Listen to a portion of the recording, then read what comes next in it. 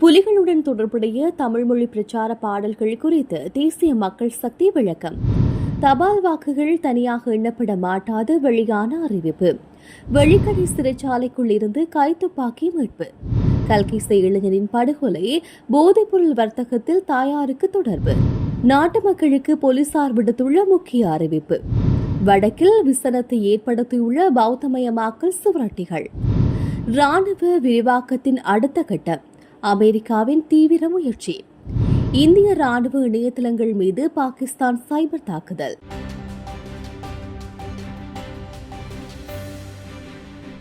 தமிழ் தேசியவாதம் மற்றும் புலிகளுடன் நெருக்கமான தொடர்புடைய தமிழ்மொழி பிரச்சார பாடல்களை வடக்கு மற்றும் கிழக்கில் வெளியிட்டதை தேசிய மக்கள் சக்தி மறுத்துள்ளது.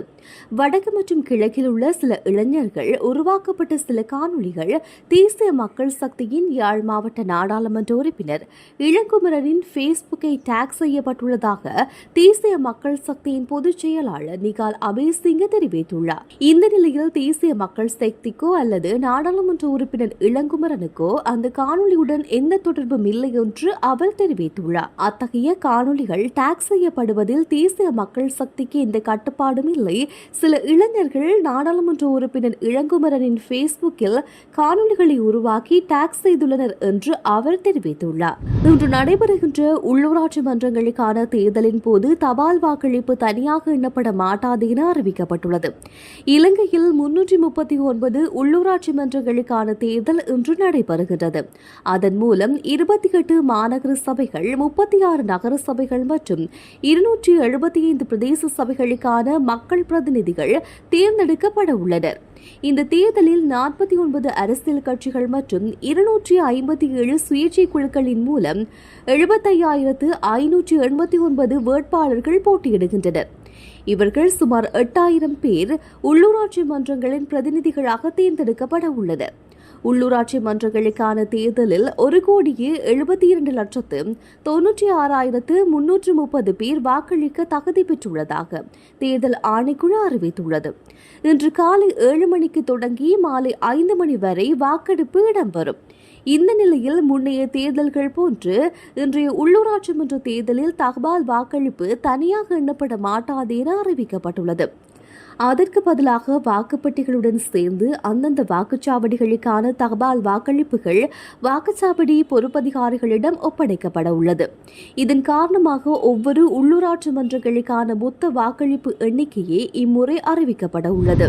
வெலிக்கடை சிறைச்சாலையின் எல்வாட் அருகே வழிந்தோடும் கழிவுநீர் வடிகான் அருகில் சேர்ந்திருந்த மண்ணை அகற்ற முனைந்த போதே அதற்குள் இருந்து குறித்த கைத்துப்பாக்கி ஒன்று மீட்கப்பட்டுள்ளது. குறித்த கைத்துப்பாக்கியானது 0.38 ரக துப்பாக்கி என்றும் பல வருடங்களாக மண்ணுக்குள் புதியொன்று கிடந்திருக்கலாம் என்றும் சந்தேகிக்கப்படுகின்றது. சிறைச்சாலை நிர்வாகம் அளித்த தகவலின் பேரில் போர்லை போலீசார் சம்பவ இடத்திற்கு வருகை தந்து கைத்துப்பாக்கியை மீட்டுள்ளதுடன் சம்பவம் குறித்து மேலதிக விசாரணைகளை ஆரம்பித்துள்ளனர். கல்கிசையில் நேற்று இடம்பெற்ற துப்பாக்கிச் சூட்டு சம்பவத்தின் பின்னணி தொடர்பில் போலீசார் பல முக்கிய தகவல்களை வெளியிட்டுள்ளனர். கல்கிசை கடற்கரை வீதியில் நேற்று காலை நடத்தப்பட்ட துப்பாக்கிச் சூட்டில் காயமடைந்த இளைஞர் ஒருவர் உயிரிழந்துள்ளார். கலபோவில போதனா வைத்தியசாலையில் அனுமதிக்கப்பட்ட போதே அவர் உயிரிழந்துள்ளதாக போலீசார் தெரிவித்தனர். மோட்டார் சைக்கிளில் வந்த இருவர் 9 மில்லிமீட்டர் ரக துப்பாக்கியில் இளைஞர் மீது துப்பாக்கிச் சூட்டை மேற்கொண்டிருந்தனர். திகுவலையைச் சேர்ந்த 19 வயதான இளைஞர் ஒருவரே சம்பவத்தில் பலியாகியுள்ளார். இது தொடர்பில் போலீசார் மேற்கொண்ட விசாரணையில் தாய் முன்னெடுத்து வந்த போதைப்பொருள் வர்த்தகத்திற்கு எதிராக செயற்படும் மற்றொரு போதைப்பொருள் கும்பலால் தாக்குதல் மேற்கொள்ளப்பட்டுள்ளதாக தெரிய வந்துள்ளது.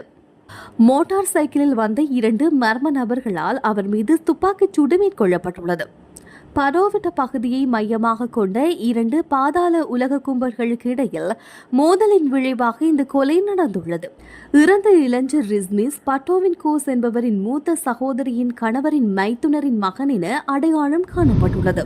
உள்ளூராட்சி மன்ற தேர்தல் வாக்குப்பதிவு இடம்பெறும் வாக்குச்சாவடியை சுற்றி தேவையற்ற கூட்டங்களை தவிர்க்குமாறு அனைத்து பொதுமக்களையும் அரசியல் கட்சி பிரதிநிதிகளையும் போலீஸ் தலைமையகம் கேட்டுக் கொண்டுள்ளது.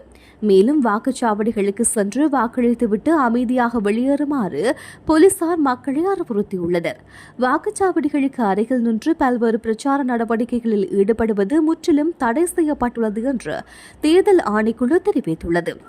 அனைத்து வாக்குச்சாவடிகளிலும் பாதுகாப்புக்காக ஏராளமான போலீசார் நிறுத்தப்பட்டுள்ளனர். இன்றும் நாளையும் நாடு முழுவதும் 24 மணி நேரம் போலீசார் நடமாடும் ரோந்துகளில் இயங்கும் என்று போலீஸ் தலைமையகம் தெரிவித்துள்ளது. வடக்கு கிழக்கு பகுதிகளில் பௌத்த சாசனத்தை பாதுகாத்தலும் பேரணி வளர்த்தலும் அரசின் கடமையாக இருத்தல் வேண்டும் என்று என்பிபி ஆதரவு அணி என்ற உரிமத்துடன் சுவரொட்டி காணப்படுகின்றது. குறித்த சுவரொட்டிகள் யாழ்ப்பாணம் தொண்டமராட்சி பகுதியில் கிராமங்கள் தோறும் ஒட்டப்பட்டுள்ளது எனவும் பிராந்திய செய்தியாளர்கள் தெரிவித்துள்ளனர். இந்த நிலையில் தமிழர் பகுதிகளில் பௌத்தமயமாக்கலை முன்னிறுத்தி ஒட்டப்பட்டுள்ள இந்த சுவரொட்டிகள் தொடர்ந்து விமர்சனம் வெளியிடப்பட்டுள்ளது.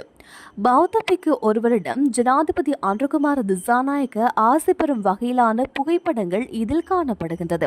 இந்த நிலையில் இவ்வாறு அடையாளம் தெரியாத நபர்களால் இந்த சுவரொட்டிகள் ஒட்டப்பட்டமை தொடர்பில் அதிக கேள்விகள் எழுந்துள்ளன. அமெரிக்கா இரண்டாவது முறையாக மீண்டும் பயன்படுத்தக்கூடிய ஹைப்பர்சோனிக் ஏவுகணையை வெற்றிகரமாக சோதித்ததாக பென்டகன் செய்தி வெளியிட்டுள்ளது. இது அமெரிக்காவின் ஹைப்பர்சோனிக் திறன்களை விரைவாக மேம்படுத்த உதவுவதாக தெரிவிக்கப்பட்டுள்ளது. ஒருமுறை பயன்படுத்தும் ஏவுகணை போலின்றி மீண்டும் பயன்படுத்தக்கூடிய இந்த தொழில்நுட்பத்தை விரைவாகவும் மலிவாகவும் மீண்டும் செயல்பட வைக்க முடியும் என கூறப்பட்டுள்ளது. இது அமெரிக்கா அடுத்த தலைமுறை ஆயுதங்களை உருவாக்க உதவுகின்றது என தெரிவிக்கப்படுகின்றது. அவை ஒலியின் வேகத்தை விட பல மடங்கு வேகத்தில் செயற்படுவதாக தெரிவிக்கப்பட்டுள்ளது.